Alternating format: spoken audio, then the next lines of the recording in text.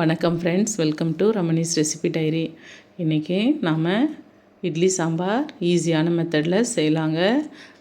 இந்த sambar hotel style சாம்பாராக இருக்கும். இந்த சாம்பார் செய்கிறதுக்கு குறைந்த அளவே துவரம்பருப்பு எடுத்துக்கலாங்க.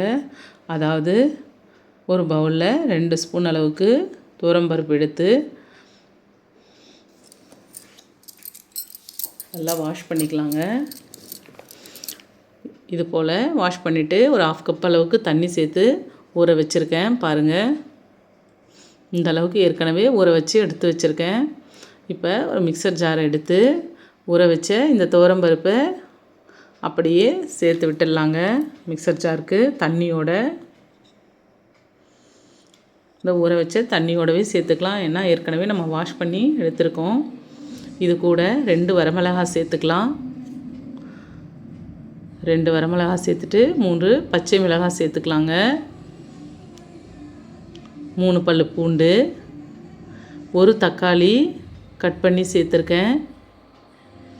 இது போல் சேர்த்துட்டு வெங்காயமும் ஒரு வெங்காயத்தை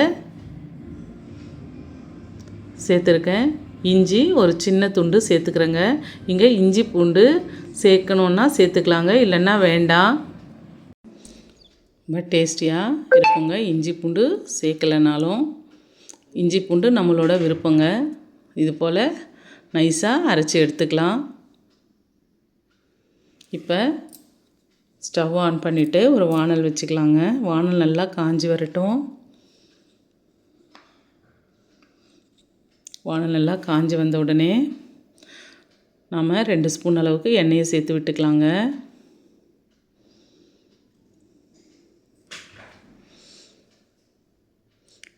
இந்த சேனலை இப்போ தான் முதல் முறையாக பார்க்குறதா இருந்தால் சப்ஸ்கிரைப் பண்ணுங்கள் ஃப்ரெண்ட்ஸ். இந்த டிஷ் உங்களுக்கு பிடிச்சிருந்தால் லைக் பண்ணுங்கள், ஷேர் பண்ணுங்கள். வானல் நல்லா காஞ்சி வந்தாச்சு. இப்போ 2 ஸ்பூன் அளவுக்கு எண்ணெயை சேர்த்து விட்டுடலாம். எண்ணெய் நல்லா காஞ்சி வரட்டுங்க. எண்ணெய் நல்லா காஞ்சி வந்த உடனே 1 ஸ்பூன் அளவுக்கு கடுகு சேர்த்து விட்டுக்கலாம்.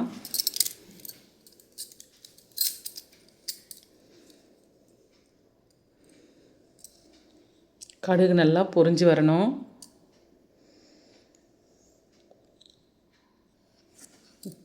கடுகு நல்லா பொரிஞ்சு வந்த உடனே வெந்தயம் ஒரு 1/4 ஸ்பூன் அளவுக்கு சேர்த்துக்கலாங்க. இந்த சாம்பாருக்கு வெந்தயம் கொஞ்சம் நல்ல வாசனை கொடுக்குங்க. அதனால் வெந்தயத்தை சேர்த்து விடுறோம். கூடவே ஒரு பிஞ்ச் அளவுக்கு பெருங்காய பொடியும் சேர்த்துக்கலாம்.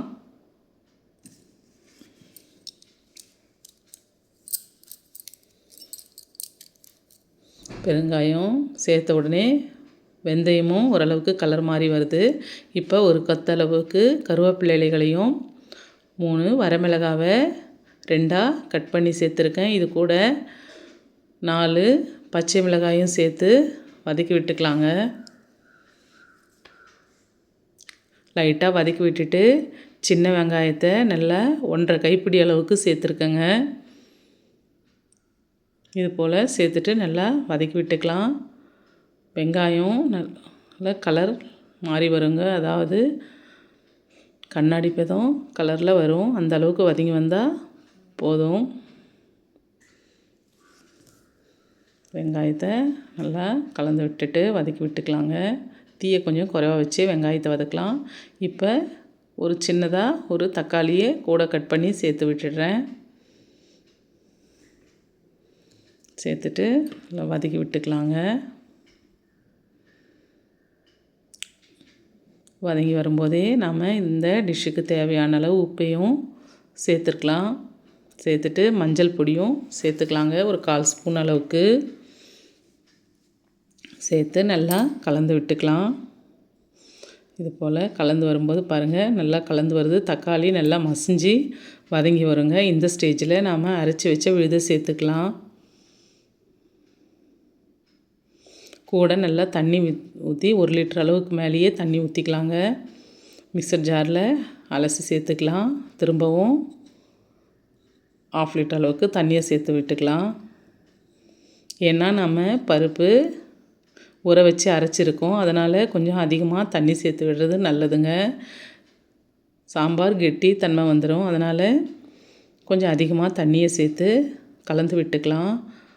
இந்த 2 ஸ்பூன் பருப்புக்கு நல்ல 5 இல்லைன்னா 6 பேர் சாப்பிட்லாங்க. அந்த அளவுக்கு சாம்பார் கிடைக்கும்.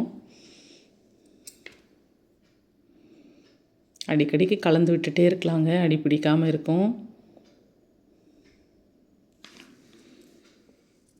இப்போ ஒரு பெரிய நெல்லிக்காய் சைஸ் அளவுக்கு புளியை நல்லா கரைச்சிட்டு தண்ணி சேர்த்து விட்டுடலாம். புளி தண்ணி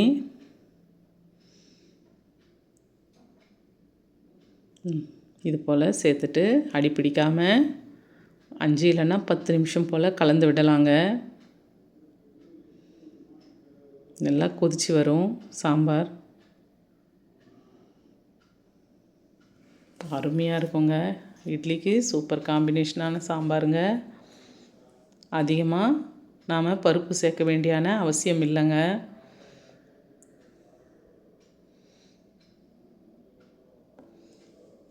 நார்மலாக ஹோட்டலில் இது போல் தான் சாம்பார் செய்கிறாங்க. நாம் இப்போ சீரகத்தை நல்லா வறுத்துட்டு சேர்த்துக்கலாம். 1 இல்லைன்னா 1.5 ஸ்பூன் அளவுக்கு சீரகம் சேர்த்துக்கோங்க. அதிகமாக சேர்க்க வேண்டாம். வறுத்துட்டு நல்லா மிக்சர் ஜாரில் அரைச்சிட்டு சேர்த்துட்டு ஒரு 1/2 ஸ்பூன் அளவுக்கு கொதித்து வரும்போது வெல்லம் சேர்த்துக்கலாங்க. நான் இங்கே நாட்டு வெல்லம் சேர்த்துருக்கேன். சேர்த்துட்டு கூட கொத்தமல்லி இலைகளை சேர்த்துட்டு பரிமாறிக்கலாங்க. அருமையாக இருக்குங்க. நீங்களும் வீட்டில் ட்ரை பண்ணிங்க பாருங்கள் ஃப்ரெண்ட்ஸ். ரொம்ப டேஸ்டியான இட்லி சாம்பாருங்க. இது போல் சாம்பார் செய்ய அதிகமாக ஒரு இட்லி சேர்த்து சாப்பிட்லாங்க. வீட்டில் நீங்களும் ட்ரை பண்ணி பாருங்கள் ஃப்ரெண்ட்ஸ். பிடிச்சிருந்தால் லைக் பண்ணுங்கள், ஷேர் பண்ணுங்கள், மறக்காமல் சப்ஸ்கிரைப் பண்ணுங்கள் ஃப்ரெண்ட்ஸ். தேங்க்யூ.